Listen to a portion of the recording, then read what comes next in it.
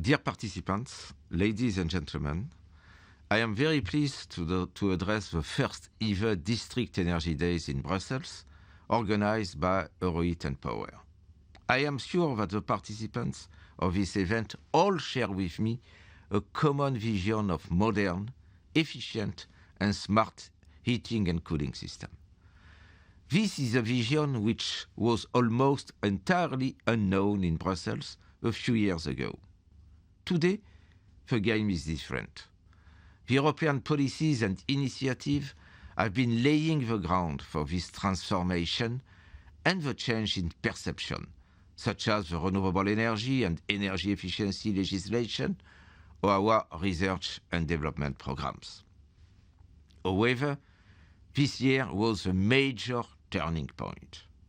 The Energy Union strategy identified the energy efficiency potential of a district heating and cooling as an important element of a transformed European energy system, which we need to build to ensure that our households and businesses have access to secure, sustainable, competitive and affordable energy for generations to come.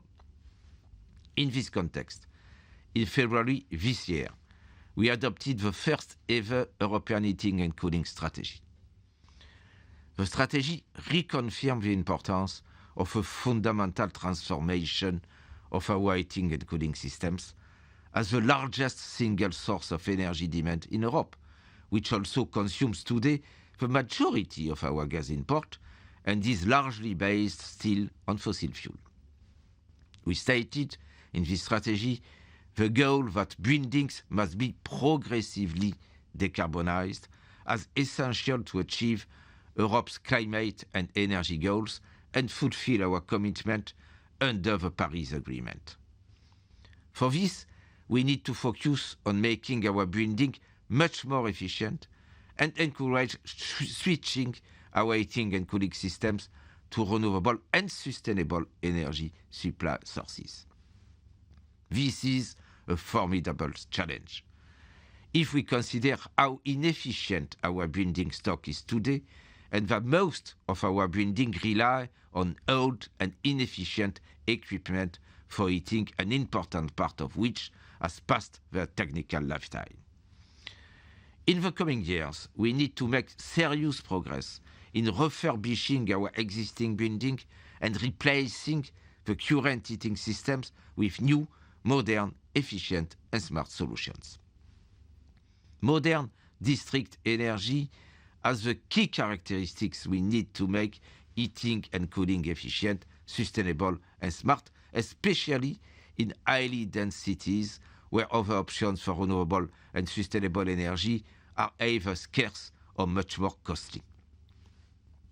Many member states and many cities in Europe have come to the same conclusions. Many of our cities have taken a leading role in this movement, such as the Celsius Cities, a project which has been developed with the support of the European Union Framework Programme for Research and Development. They are developing and building the next generation of district heating system as part of their sustainable energy plans within the Covenant of Mayor movement or under our Smart Cities and Communities initiative. We will continue this journey to fulfill the potentials of district energy. Utilizing the momentum we built over the last couple of years, 2016 will be the year of delivery for the Energy Union. We will start the process of translating key principles of the EU heating and cooling strategy into practice through legislation. Building on the knowledge resulting from the preparation of the heating and cooling strategy, we will further develop a more coherent and effective policy framework through the revision of our energy efficiency legislation, renewable energy legislation, as well as the initiative on the new energy market design. We will also intensify the implementation of our existing legislative and non-legislative instruments to help strengthen national and local administrative capacities to plan, structure and implement district energy projects or to scale up technology and solution demonstration, such as through the work program of Horizon 2020.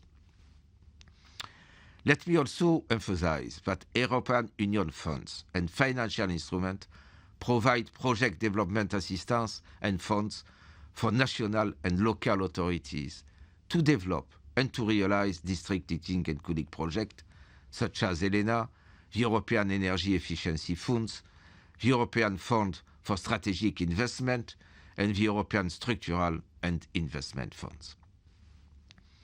Ladies and gentlemen, during today's discussion, you will have a combination of an European session and a session focused on action at city level. I am very pleased that the Energy Union concept, which was launched in Brussels, is brought to life in cities and communities all across Europe. I would like to thank Eurate and Power and the district energy sector as a whole for your contribution in this common work, and most importantly, for working locally with and for citizens all across Europe to deliver change and progress on the ground to deliver an energy union that works. In the meantime, I wish all of you here fruitful discussions, and I look forward to continued cooperation with you. Thank you very much.